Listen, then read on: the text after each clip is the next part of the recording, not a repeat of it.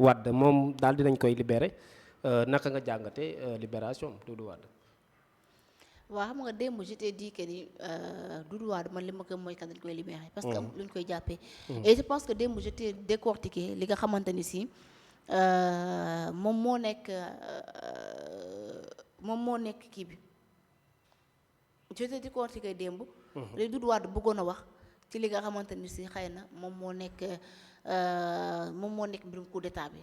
parce que bu waxee am réew day toll foo nga xamante ni si. dañ koy jël ci coup d'état armée day jël réew mi joxe l'exemple de la France jóge nañ ci monarchie diggu nañ ci république dañ ci monarchie jóge waat ci monarchie dem ci république et je pense que loolu dafa nekk loo nga xamante ne justement il donnait benn exemple à la France wala donne exemple ci nga xam ne moo nekk yeneen dëkk mais pas pour le Sénégal et ku xam le doyen xam ne c'est un républicain un démocrate quelqu'un boo nga xamante ne si vraiment il a servi son pays et je pense que ñoom ci doctrine bi nga xamante ni si moo nekk parti démocratique sénégalais ci lay dox parce que waat li mës a gëm mooy que ni du jëlee pouvoir ci li nga du jaar ci deret ngir jël li nga xamante ni si moo nekk pouvoir kon je pense que Doudou Wade du prôné li nga xamante ni si moom moo nekk ay mbir et là lii vraiment wu ñu tollu Sénégal foo nga xamante ni si booy xool nga naa ñii duñu rus quoi ndax mënuñoo jël mag ay Moustapha Diakhaté ay Doudou Wade ñeneen ay Babacar Gaye di leen menacer di leen xupp bëgg leen tëj ci kaso vraiment loolu dafa nekk loo nga xamante ni si rafetlu te en plus kenn rafetlu ko mag ñi dañ leen a war a jël tatangal leen teral leen sargal leen di déglu li nga xamante ni moo nekk seen ay conseils parce que da ngay dégg Kocc Barma di la wax ne mag mat naa ba cim réew kon je pense que ñu mel ne ñoom dañ leen war a bàyyi réew mi di leen déglu li nga xamante ni moo nekk seen ay conseils amaana tey ñoom ñi bu doon déglu Moustapha Diakhaté di déglu le doyen Babacar Gaye di déglu le doyen Doudou Wade di déglu ñeneen ak ñeneen je pense que yéen too ko doonee nguur gi dugg duñ ci dugg mais nag comme ñoom xamuñu te nanguwuñu ku leen xamal te képp koo xamante ni si wax na leen xam-xam dañ lay xas wala ñu bëgg la tëj ci kaso bi ils sont comme ça on n'a qu'à justement vivre avec on est mal barré et plus que mal barré bu fekkente ni si lii la ñu am ci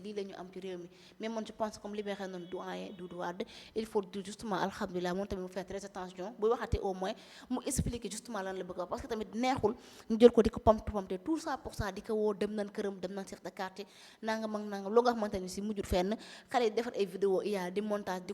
ko ñaawal ak di ko jàpp kaañ j'espère que yëpp nekk loo xamante vraiment gënul tey Sénégal nañu gën a wormal ñi nga xamante ni ñoo nekk suñu ay mag.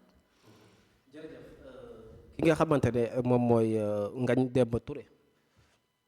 Pape Ngagne Ndiaye moom la mu daal di jàpp mooy que ne mosut a xalaat ne nguuru wala régime mu Pastef cette diabolisation la ak li nga xamante ne maanaam mooy incarcérer les personnes à travers les médias ak liberté d'expression naka nga jàngatee la liberté d'expression au régime de Pastef ban gis-gis nga ci am. J'ai envie de dire quand tu parles de liberté d'expression dans ce pays il n'y a plus de liberté d'expression dëkk bi amatul liberté d'expression nous on n'a plus le droit de dire la vérité on n'a plus le droit d'être honnête booy xool da nga naan on n'a plus le droit d'être digne parce que nit ki li ngay wax nga gëm ko sax nga nekk dans l'objectivité sax on te critique liberté d'expression bi day mel ni daal ci benn wàll lañ ko may benn boor bi ñoom ñoo am droit di wax lu leen neex am nañ sax droit saaga kilifa te du mujj fenn am nañ droit xat nit ci xeet te du mujj fenn am nañ droit tuumaal gor te du mujj fenn mais ñeneen ñi bu dee liberté d'expression dafa am cheikh cette liberté d'expression est taillée sur mesure j'ai dit bu fekkente ni si am na liberté d'expression boo nga xamante ni si elle est taillée sur mesure léegi li am ba des mooy que ni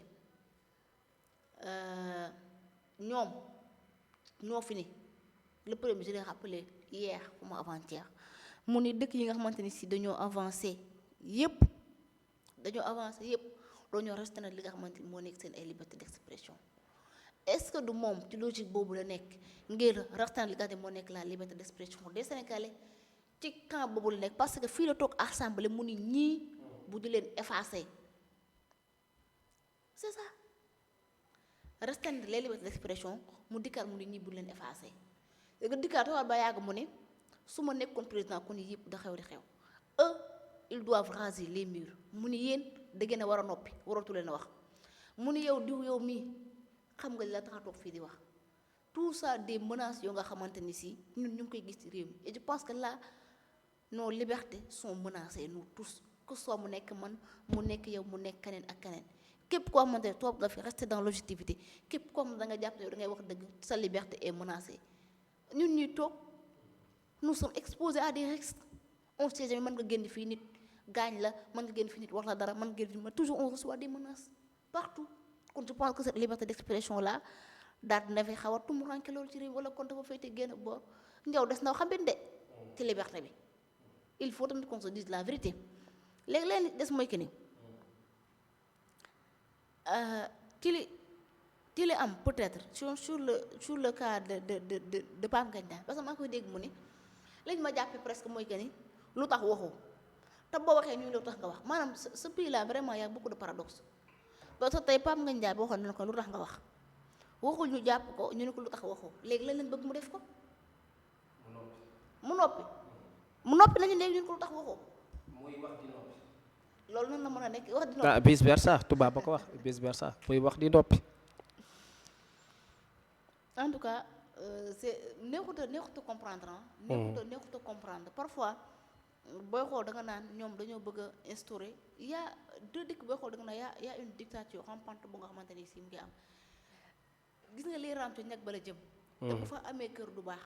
et je pense que tous les Sénégalais war nañu mën a taxaw ubbi seen ay bët ñu xool fan la réew mi jëm ñii fan lañ ko jëlee ak fan lañ ko jëmee lan la ñu bëgg a instaurer lan la ñu bëgg a teg lan la ñu bëgg a gëmloo Sénégalais parce que sànq li nga wax mooy que ni li nga mujjee wax sànq. que ni Pape Ngagne nee na xaw ma diabolisation.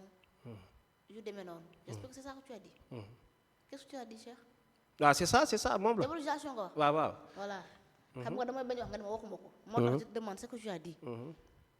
jàpp na ne diabolisation bi am. wóoru jàppoon na ne du am ci li nga xamante ni moo nekk seen régime de Pastef mais xam nga dëkk ni nga ko jëlee noonu rek nga koy gouverner si on a pris le pouvoir avec le mal on va le gouverner avec le mal.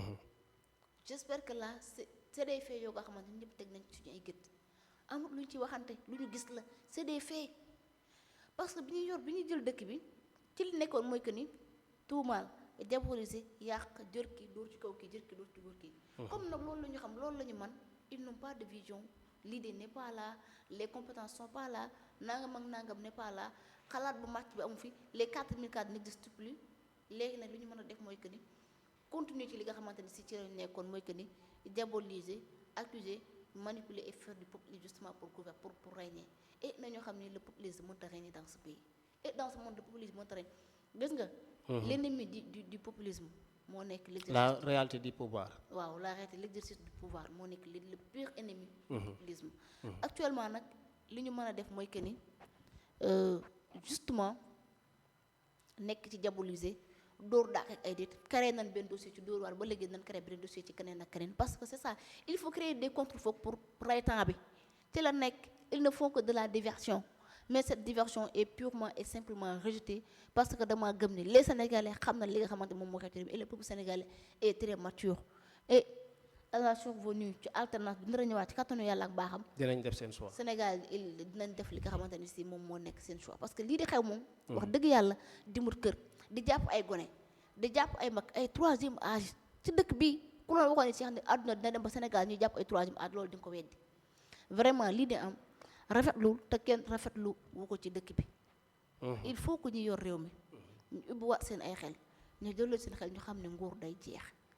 dóor dàkkante gi toppante gi ñu nekkee ak ñii wax dëgg yàlla man dama gàpp ni jëru ko te gënut les urgences sont ailleurs am na leen lu leen doy sëkk lu ñu war a lijjanti loolu toog di jàppanteeg ñi nga xamante ni ñëw dong ñu invité ñu wax seen xalaat ci réew mi. nañu bàyyi nit ñi exprimer wu librement mais tamit ku exprimer wu nga teg ko dans les règles de l'art nga teg ci objectivité nga limiter sur les faits nga yem fun la. yem loo nga wax li nga war a wax nga la koy wax na nga wax. li nga war a wax moo gën que soit mu nekk man mu nekk sama moroom parce que tamit kii wax mooy jum te parfois tarxisu lam bañ mënta ñàkk